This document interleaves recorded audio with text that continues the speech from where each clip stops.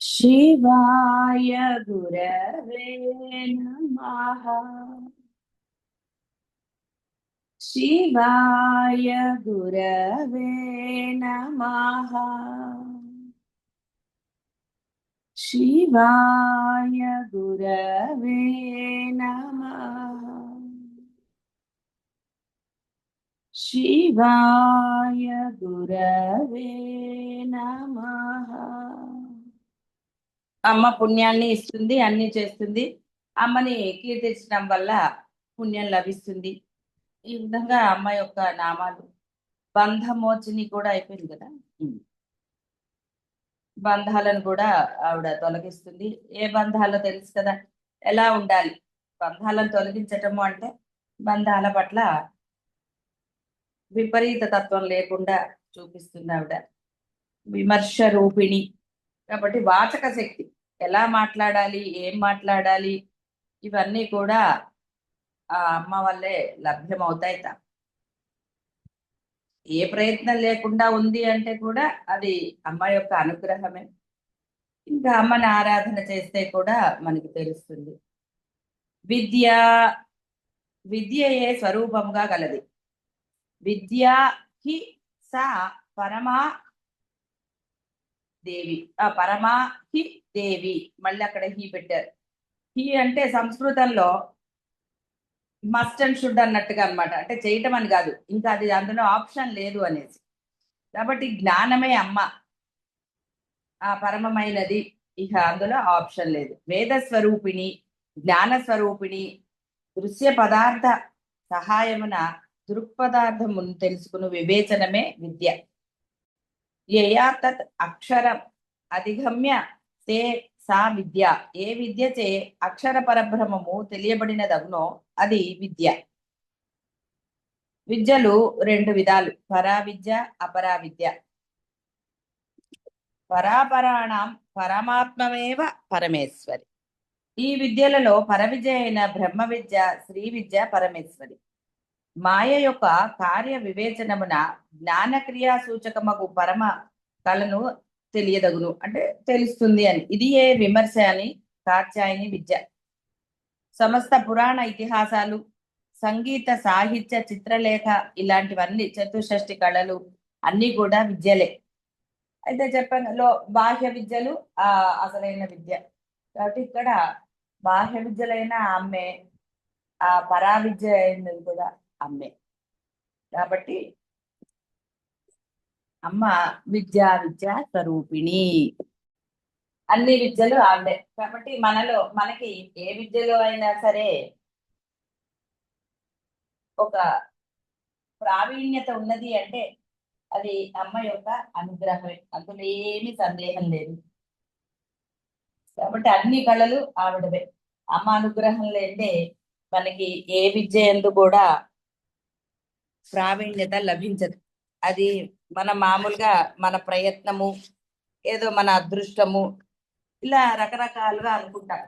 కానీ ఏ విద్య అయినా కూడా ఆ అమ్మ యొక్క అనుగ్రహం వల్లే సిద్ధిస్తుంది. కాబట్టి అన్ని విద్యల యొక్క జ్ఞానము, సారము అమ్మే. సకల విద్యా నిధానముగా పరమేశ్వరిని. కాబట్టి దానిని విద్య అని అంటారు. అమ్మని విద్య అని పిలవడం జరుగుతుంది. వియదాది జగత్ ప్రసూహు. ఆకాశాది పంచభూతయుతమై చతుర్వింశతి తత్వములతో కూడిన సర్వనామరూప ప్రపంచమును ఆవిర్భవింపచేసింది. కాబట్టి వియత్ ఆది. వియత్ అంటే కూడా ఆకాశం. ఆది జగత్ ప్రసూతి అని అమ్మని అనవచ్చు. అన్ని ఆవిడే, ఒక్కొక్క పేరు అనగా తత్కారణ రూపమగు బ్రహ్మమే అని భావం. మాయా శబలిత రూపం. తస్మాత్ ఏవ తస్మాత్ ఆత్మనః ఆకాశ సంభూతః. ఆకాశాన్ వాయు, వాయోః అగ్నిః, అగ్నేః ఆపః, అద్భ్యః పృథివీ, పృథివ్యా ఓషధయః, ఓషధిభ్యో అన్నం, అన్నాత్ పురుషః అని వేదం చెప్పింది. అంటే ఒకదాని నుంచి ఒకటి ఎలా, ఫస్ట్ ఆకాశం ఏర్పడింది, ఆ ఆకాశం నుంచి ఇవన్నీ కూడా వాయు, వాయు నుంచి అగ్ని, అగ్ని నుంచి ఆపహ, ఆపహ అంటే నీరు. ఇవన్నీ కూడా పృథివీ, సముద్రము, ఇవన్నీ కూడా ఒకదాని తర్వాత ఒకటి ఏర్పడ్డాయి. కానీ మూల కారణం అమ్మే. ఇక్కడ దాని నుంచి ఎందుకు వచ్చింది అలాంటి ప్రశ్నలు ఏం లేవండి. ఒట్టిగా మనకి చెప్తున్నారు. మొదట ఆకాశము, ఆకాశం ఏర్పడింది కాబట్టి ఇదంతా కూడా అమ్మ ఒక సృష్టి చేయాలనుకుంది కాబట్టి జీవరాశిని సృష్టించాలి. ఆ జీవము అంటే ఆ జీవులు బ్రతకడానికి అందరికీ అన్ని ఆవశ్యకతలు ఉన్నాయి. ప్రతి 84 లక్షల కోట్ల అని చెప్పారు కాబట్టి అంతమందికి అన్ని కోట్ల జీవరాశులకి కూడా అవసరాలు. కొన్ని జలంతో బతుకుతాయి, కొన్ని కేవలం వాయువుతో, ఎన్నో రకాలు మనకి తెలియదు. కాబట్టి ఆ విధంగా అమ్మ అవన్నీ. కాబట్టి వియత్ ఆది జగత్ ప్రసూహు, అన్నిటినీ ఆ అమ్మే సృష్టి చేసింది అని. సర్వ వ్యాధి ప్రశమని, అసలు దుఃఖమే అక్కర్లేదు. ఏ వ్యాధి వచ్చినా సరే ఆ అమ్మ కాపాడుతుందన్న ఆ ధైర్యం చాలు, భయపడక్కర్లేదు. అలా అని నేను మిమ్మల్ని డాక్టర్ దగ్గరికి వెళ్ళొద్దని కూడా చెప్పటం లేదు. అంటే నువ్వు కంగారు పడి నువ్వు సెలెక్ట్ చేసుకోకర్లేదు ఏమిటి ఎవరు ఏమిటి అని. ఆ సమయం వచ్చినప్పుడు ఆ ఏ డాక్టర్ నీకు బెస్ట్, ఎటు వెళ్ళాలో అన్ని ఆవిడ సమకూరుస్తుంది. ఇంత సృష్టి చేసిన ఆవిడికి నీ రోగాన్ని ఎలా తగ్గించాలో తెలీదా? పరమేశ్వరి తన భక్తుల యొక్క సకల ఆది వ్యాధులను చక్కగా సమీపస్తుంది. అన్ని రకాలు, ఈ భవరోగం ఏంటి ఏదైనా సరే. కానీ వాడు దాని అందు ఆ తత్పరత, అంటే ఇక్కడ రోగం ఈ భవరోగ అంటే నా ఉద్దేశం జ్ఞానం సంపాదించాలన్న తత్పరత ఉండాలి. మిగతా వాటి గురించి ఇప్పుడు ఇక్కడ రివర్స్ అన్నమాట. మామూలుగా జీవుడు తాను ఏదో తెలుసుకోవాలి, ఆ తెలుసుకున్న దాంట్లో ఉంటే, అంటే ఉన్నది బ్రహ్మమే లేదా ఉన్నది అమ్మే అని తెలుసుకుని ఆ అమ్మాయి ఎందుకు కనుక అతను తత్పరత, అంటే ఆ యొక్క ఆతృత, అమ్మనే అన్నిటికీ కారణం అమ్మే అని ఏ చింత లేకుండా వాడు ధైర్యంగా ఉంటే ఆవిడ ఆ జ్ఞానాన్ని కూడా ప్రసాదిస్తుంది.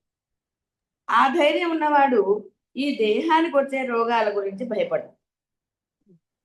ఎందుకంటే దేహం ఇచ్చిందే ఆవిడ, కర్మలు ఇచ్చిందే ఆవిడ, సమస్తం ఇచ్చింది ఆవిడ. ఇక్కడ ఏది కూడా సొంతంగా చేసింది ఏం లేదు. అంటే వాడు ఇక్కడ ఇప్పుడు ఆ పాతవి కర్మలే చేస్తున్నాడు వాడు. కానీ కర్మలు పూర్వజన్మవి, అంత ముందు వాటివన్నీ కూడా ఇచ్చింది ఆవిడే కదా మరి.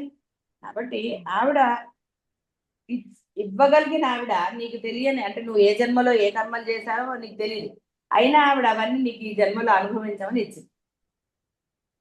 తెలిసిన ఆవిడకి తీసేయడం తెలీదా? తెలుసు. అందుకే ఆవిడ ఏమని చేసింది, ఒరే నన్ను పట్టుకోరా, నీకెందుకు, నేను అన్ని తీసేస్తాను, ఇప్పుడు నువ్వు ఇలా ఉండు చాలని. అందువల్ల ఆ మానసిక వ్యాధులు, శారీరకములు ఎన్ని రకాలండి.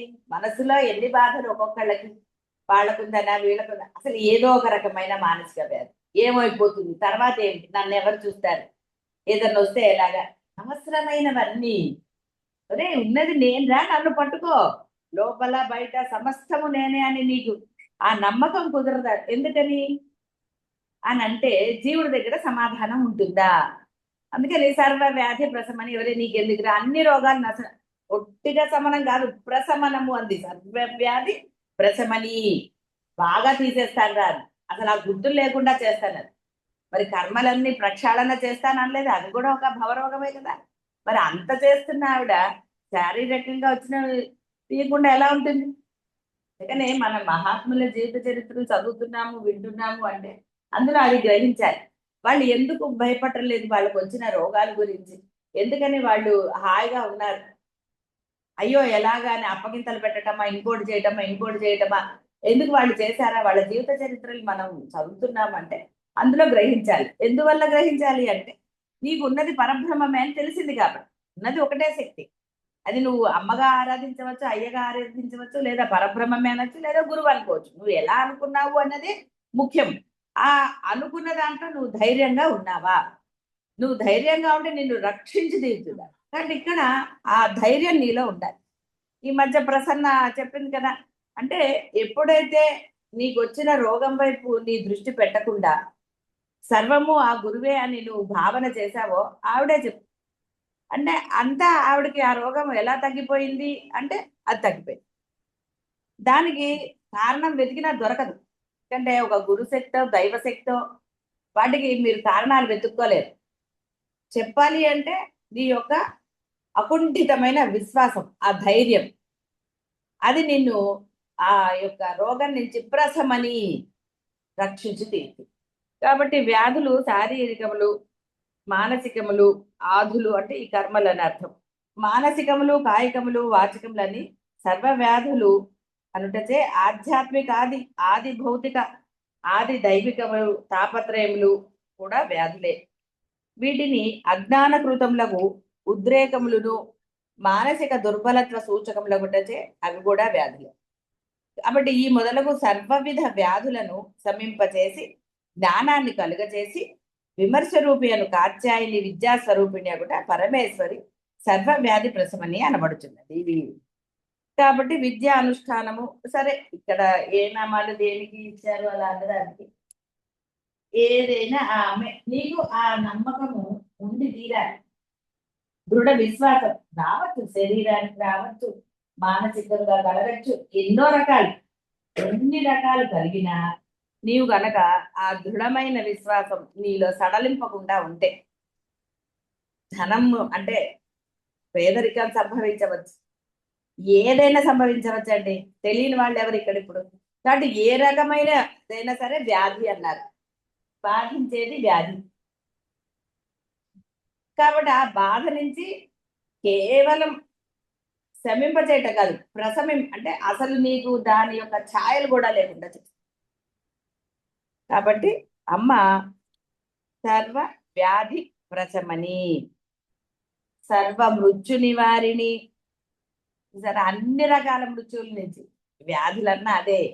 ఇంకా అంటే నీకు దృఢత్వం, ఆ యొక్క నమ్మకం కలగడానికి పొట్టు పొయ్యిలాగా ఎక్కడా సడలింపు లేకుండా అచలంగా, అటల్ అంటారు. అంటే ఇక అసలు వాడు చూడండి, కొన్ని మనము మహా మొండివాడండి, వాడు అనుకున్నదే చేస్తాడు తప్ప పొరపాటును కూడా వేరే మాట వినరంట. కొంతమంది చాలా అలా మొండితనంగా ఉంటుంటారు. వాడు ఎన్ని పూజలు చేయనివ్వండి, ఏదైనా అది అనవసరం. ఒక రావణాసుడు అనుకుందాం, రావణాసుడు అంటే వాడు అనుకున్నదే చేస్తాడు వాడు. అలా ఇక్కడ ఎన్ని రకాలు ఉన్నాయో ఆ అన్ని రకాలని ఆవిడే చెయ్యాలి అనుకుంటే బాగుంది. అంటే వాడు పట్టుకున్న విధానాన్ని బట్టి. ఇప్పుడు పూజ చేశాడండి, పూజ చేసి మళ్ళీ వాడు ఇష్టం వచ్చినట్టుగా వాడు వ్యధ పనులు చేస్తే ఆవిడ చెప్తుంది, ఒరే నువ్వు చెయ్యకరా, అదంటుంది ఇదంటుంది, తెలియచేస్తుంది ఆవిడ. కానీ వీడు అది తెలియనట్టుగా వాడు ఇచ్చేస్తాడు. ఎందుకంటే రావణాసురుడు కూడా సకల శాస్త్రాలు చదివినవాడు. వాడే రావణాసురుడు ఏమి మామూలు అల్లాటప దుర్మార్గుడు ఏం కాదు, అన్ని తెలిసిన దుర్మార్గుడు. ఏది చేయొచ్చో ఏది చేయకూడదో కూడా తెలిసిన దుర్మార్గుడు. అంటే ఇవన్నీ కూడా వేస్ట్ అయ్యాయి అతను. అలాగే ఇక్కడ విద్య అంటే ఉన్నది పరబ్రహ్మం అని తెలిసిన తర్వాత ఆ నమ్మకం ఉండాలి. అంటే ఆ మొండి పట్టుదల ఉండాలని చెప్పటం. ఈ మొండి పట్టుదల కాదు, ఏదైనా నేను చేయగలను, వరాలు పొందాను, వాడికి ఆ మొండితనం వచ్చింది, అది కాదు ఉండవలసింది. అమ్మున్నది అన్న మొండి పట్టుదల. ఎవ్వరు ఎంత చెప్పినా కిమ్మన్ నాస్తి అంటారు చూసారా, ఆ కిమ్మన్ నాస్తిగా అలా ఉండాలి. ఉంటే గనక మొండిగా ఎస్ నాకు అమ్ముంది, అమ్మ రక్షించి తీరుతుంది, అమ్మ ఎలాంటిదైనా సరే అని ఆ యొక్క మొండి పట్టుదల. ఎలాంటిదైనా సరే, ప్రాణం మీదకి వచ్చింది, ప్రాణం పోతోంది, అయినా సరే అమ్ముందానండి, ఆవిడ బతికించదలుచుకుంటే బతికిస్తుంది, ప్రాణం ఇస్తుంది, లేదనుకోండి తీసుకెళ్ళిపోతుంది, ఎంత హాయి. కానీ నీది అలా ఉండాలి, ఆ మొండిగా అలా ఉండాలి. అక్కడ మొండితనం పనికొస్తుంది. ఎస్ అమ్ముంది, అమ్మ తప్ప నాకు ఇంకేది లేదు అన్న ఆ ఇది ఉండాలి. ఉంటే అప్పుడు సర్వ వ్యాధి నివారిణి ప్రసమని, సర్వ మృత్యు నివారిణి. మృతికి కారణము వ్యాధి అని ఒక ప్రతి కారణ సర్వ వ్యాధి ప్రశమనము, సర్వ మృత్యు నివారణము ఆవిడ. ఇది కూడా మృత్యు రెండు రకాలని చెప్పారు. కాల మృత్యువు, ఇంకొక అవకాల మృత్యువు. ముందెప్పుడో మృత్యువు కలుగునను భీతితో నేటి నుండియే మృత సముడొకటగు మృత్యు సమానమే. కొంతమంది చూడండి, అమ్మో చచ్చిపోతామేమో అని, చచ్చిపోతా ఎందుకు అసలు ఎలాగోలో చనిపోయేదే, జాతకాలు చూపించుకున్నారు అనుకో అదొక బాధ. అయ్యో చచ్చిపోతామేమో అని, వాడు చెప్పాడండి జ్యోతిష్కుడు నేను చనిపోతానేమో అని, అదొక భయం. ఎందుకు దీనికి అక్కర్లేదు, వాళ్ళు చెప్పినంత మాత్రాన అదే జరుగుతుందా? అంత ఉపాసనా శక్తి ఉందా అతనికి? ఇవి కూడా అంటే అమ్మ మీద నమ్మకం ఉన్నవాడికి అసలు వేరే వాటితో పని లేదు. కానీ నీకు ఆ యొక్క నమ్మకం ఉండాలి అమ్మ మీద. నేటి నుండే మృత సముడగు అంటే ఇప్పటి నుంచే వాడు చనిపోయినట్టుగానే, వాడు ఎప్పుడు చూసినా ఏముందండి చనిపోతా నేను అది. రోగం వచ్చినంత మాత్రాన అందరూ ఏం చనిపోరండి. కాబట్టి రోగం వచ్చింది కాబట్టి పోతే బాగుండు అన్నంత మాత్రాన పోతారా? ఎందుకు అనుకోవటం? దాని బదులు అమ్మని ప్రార్థన చేసుకుంటే, ఒరే నాకు బెడ్ రిడన్ గా ఇచ్చింది అంటే ఆవిడని ధ్యానం చేసుకోవడానికి అని ఒక పాజిటివ్ దృక్పథంతో వాడు నామస్మరణ చేస్తే ఏదో ఒకటి జరుగుతుంది కదా. ఏడవటం ఎందుకు? అయ్యో వీళ్ళు నాకు సేవ చేస్తున్నారు, వాళ్ళు చేస్తున్నారు, లేకపోతే అయ్యో నేను ఇలా అయిపోయాను అలా అయిపోయానని బాధపడటంలో అర్థమే లేదు అసలు. దేనికి బాధ? దానివల్ల ఏమైనా ఉపయోగం ఉందా? ఏది లేదు. దాని బదులు హాయిగా సరే బెడ్ రిడన్ అయ్యాను, తప్పదు వాళ్ళకి, నేను హాయిగా నామస్మరణ చేసుకుంటాను, అమ్మా ఏం చేస్తావు నాకు ఏది మంచి అది చెయ్యి అని ఆ విధంగా చక్కగా నామస్మరణ చేస్తే ఆవిడ ఏం చేయాలో అది చేస్తుంది, నీకు ఏది ఉపయోగమో. ఇలా రకరకాల మృత్యువులు. పరమేశ్వరి తన భక్తులకు తన యందలి భక్తి తత్పరతచే తననే నమ్మి తన యందే మనస్సుంచి తన ధ్యాన స్తోత్ర పూజనములందే నిమగ్నులై కాలం పుచ్చువారి అకాల మృత్యువుని నశింపచేస్తుంది. ఏ సందేహం లేదు. ప్రత్యక్ష ఉదాహరణ అంటే నేనే.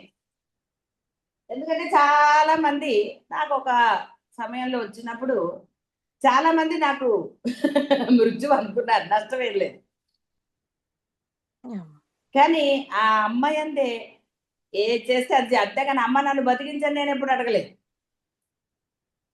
ఆవిడే ఇచ్చింది, ఆవిడ ఏదనుకుంటే అది చేస్తుంది అని, అంటే ఆ ధైర్యం కూడా ఆవిడే ఇచ్చింది. కాబట్టి ఆవిడ అక్కడి నుంచి రక్షించిందా లేదా? రక్షించి తీర్చింది. ఏదక్కల నేనే ప్రత్యక్ష ఉదాహరణ. అంటే ఆ అమ్మాయి ఎందుకు గనక మనము ఇక్కడ చెప్పారు కదా, తన ఎందే మనస్సుంచి తన ధ్యాన స్తోత్ర పూజనములందే. అక్కడ నేను చేసింది కేవలం కొంచెమే, మిగతా అందరు పూజలు చేశారు. ఎంతో మంది ఎన్నో పూజలు చేయించారు, ఎక్కడెక్కడో పూజలు చేయించారు, చాలా మంది చేశారు, అందులో ఏం సందేహం లేదు. అవన్నీ చేయించింది కదా వాళ్ళ చేత ఆవిడ. కాలం పుచ్చువారి అకాల మృత్యువుని నశింపు. అంటే ఎందుకంటే దిగులు అసలు ఆవిడ ఏం చేయాలో ఆవిడ చేస్తుంది. నేను ఎప్పుడు ఒక్క క్షణం కూడా భయపడలేదు. నేను ఎవరికి అప్పగింతలు పెట్టలేదు. ఏమైపోతారు పిల్లలు ఇంకా అప్పుడు స్కూలే. నేను ఎప్పుడు భయపడలేదు. అంటే ఆ అమ్మ మీద అలాంటి విశ్వాసం. ఉంచాలంటే ఉంచుతుంది, తీసుకెళ్లాలంటే తీసుకెళ్తుంది. దానికి ఎందుకు ఇప్పుడు కానీ ఏం జరిగింది చెప్తా కదా, ప్రత్యక్ష ఉదాహరణ. అందువల్ల ఆరాధించే గురువందో బ్రహ్మమందో ఆ అమ్మాయిందో అలాంటి ఇది ఉండాలి. అప్పుడు తప్పకుండా ఆ అమ్మ రక్షిస్తుంది. పుట్టిన తెల్లను గిట్టుట సహజము. పుట్టినది శరీరం మాత్రమే గాన గిట్టునది అదియే. తాను మాత్రము కాదను జ్ఞానము తన భక్తుల మదిలో కలిగించి మృత్యువు శరీర ధర్మంలో ఒకటి అని అని తెలియనట్లు చేస్తుంది. వీరులకు తిరిగి జన్మ ఉండదు గాన మృత్యువు ఉండదు. ఇచ్చట మృత్యు నివారిణి అంటాను. మృత్యు నివారిణి అంట మృత్యు భయ నివారిణిగా మనం భావించవచ్చు. మృత్యువు ఒకటే అయినప్పుడు సర్వ మృత్యు అనుటలోనే సర్వ విధములకు మృత్యు భయములను పోగొడు, సర్వ మృత్యు భయాలను పోగొడు, సర్వ మృత్యు నివారిణి అనుకోండి. జ్ఞాత్వా దేవం మృత్యు ముఖాత్ ప్రముచ్యతే. కాబట్టి కాచాయని ఆ విధంగా మనకి మృత్యు భయాన్ని పోగొడుతుంది. కాబట్టి అమ్మ సర్వ వ్యాధి ప్రశమని సర్వ మృత్యు నివారిణి. అగ్రగణ్యం సర్వ సృష్టికి పూర్వమే ఉన్నది కాబట్టి అగ్రగణ్య. సర్వ జగముల ఉత్పత్తికి మూల కారణం. సర్వమునకు ముందు గణింపదగినది. సర్వ సృష్టికి ప్రథమ సృష్టి యొక్క అగ్రగణ్య. ఇతర దేవతలన్నీ వివిధములను క్షణకాలికములను అవు లౌకిక భోగములను మాత్రమే ఇస్తాయి.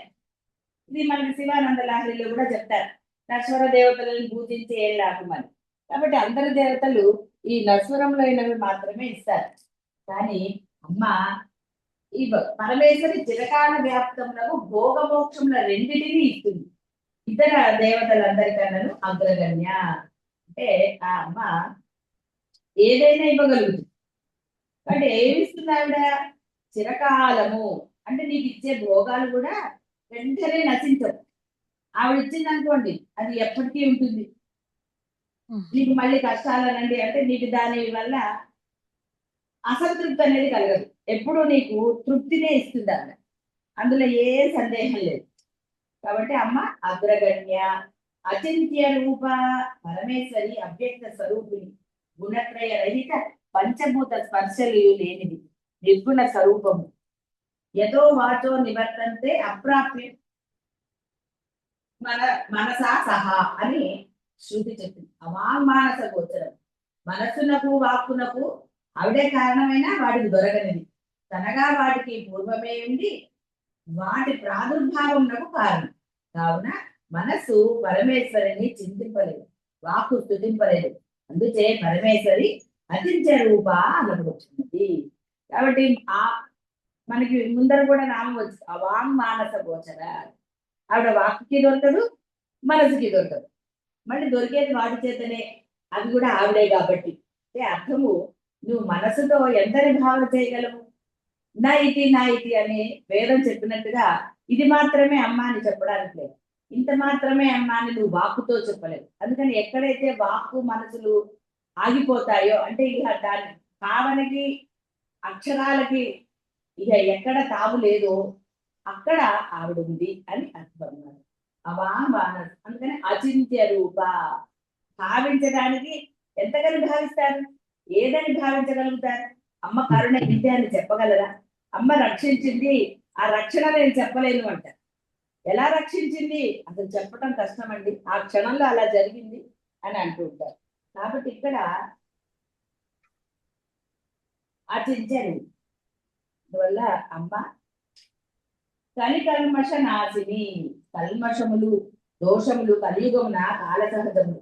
కలికాల వశమున తన భక్తుల యందు కలుగగల సకల దోషాలను సరే ఏవేవో దోషాలు అంటే మీరు మనం కారణాలు పక్క వాళ్ళని చూపిస్తూ ఉంటాం కదా, అవి కూడా దోషాలే కదా. సమర్థింపులు, తెలిసి చేసేవి, ఇవన్నీ ఉంటాయి. అయితే ఇవన్నీ ఎప్పుడు ఆవిడని అనన్య భక్తితో పట్టుకున్నప్పుడు, ఈ కలికాలంలో. అంటే కొన్ని అయితే ఇక్కడ ఇంకొకటి కూడా చెప్పుకున్న మనం నడుస్తున్నప్పుడు కొన్ని సూక్ష్మజీవులు మరణిస్తూ ఉంటాయి. ఊపిరి వదిలినప్పుడు, ఈ మాట్లాడుతున్నప్పుడు వచ్చే వాటి వల్ల ఇలా ఎన్నో మనకి తెలియని దోషాలు కూడా ఉన్నాయి కలికాలం. ఏ కాలంలో అయినా జరుగుతాయి, ఈ కాలంలో ఇంకొంచెం ఎక్కువ. రకరకాలు ఉన్నాయి దోషాలు. ఏదంటే చిన్న చిన్నగా చెప్పడం కష్టం మనకు ఒక్కొక్కసారి. దోషాలు ఇవి మాత్రమే దోషాలని. లేచింది మొదలు ఆలోచన పరంపర ఎలా సాగుతుందో, లేచింది మొదలు అలాగే దోషాలు కూడా జరుగుతూనే ఉంటాయి. తెలిసి తెలియక అని మామూలు డైలాగ్ ఉంటుంది కదా.